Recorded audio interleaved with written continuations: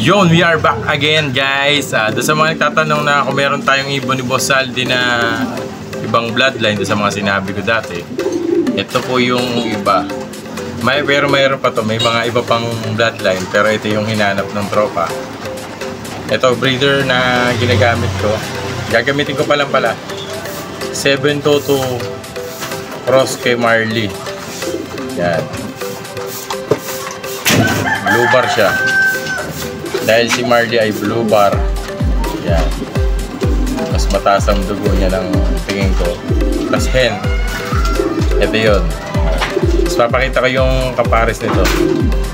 Direkta din galing kay Boss Saldi naman. Ito yung isa.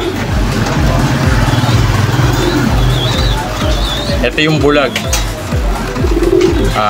Peters ito na, kumbaga ito yung lahi ng line breed ko to, kasama yung kay kay 722. Ito magulang nito si bulag. Yan. Tapos ito yung pinaggamitan ito yung finisher mismo ni Boss Saldi na niregalo sa akin noon. Yan, nag-pencil. Ito na siya. Finisher to ni Boss Saldi na binigay niya sa akin dati. Hindi na matanda ko, 2017 yun o ano. Yan, ito na po siya. Napakagang na ibon. Tapos siya, ayan, ipe-pencil. Hindi na siya masyado kita sa sa camera kasi nga maliwanag. Pero nagpe-pencil siya. Ito yung mga gagamitin natin ngayon. Habol sa habol lang tayo. Late na pero wala. Siyempre yung unang bigay, ibigay natin kay sa bloodline ni Boss Saldi para bago ko gamitin sa south. Kumbaga papaitugin ko muna pang north. Habol lang kasi meron tayong mga north na hindi maganda yung kinilabasan, kaya magpapalit tayo ng bloodline ng ibon habang maaga pa. Ito pa iba ito yung ito yung iba pa. Ito ang pasok nito ay bali to ni MacArthur, champion ni Boss Saldi. Bali pinsan. Tapos kinross ko sa pure na Victor na galing din kay Boss Saldi, na tinatawag niyang super breeder na Victor. Ito yung magulang mo. Ito yung anak. Yan yung pinagparis ko. Yung kapatid yung tito mismo ni MacArthur champion. Ang pinasok ko si Victor.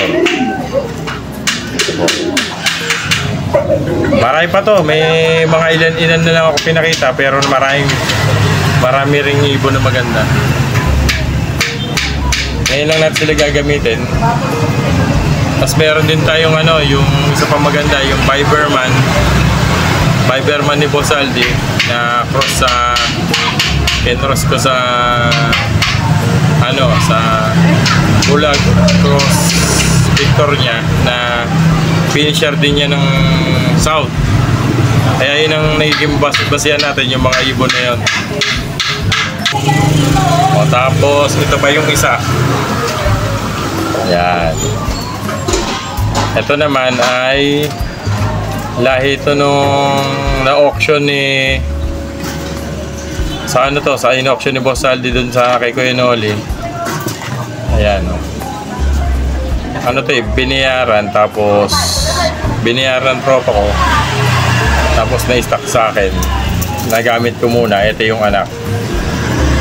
Tapos ito kinross ko to dun sa nakuha ko na na checkered din kay Boss Saldi na finisher niya din.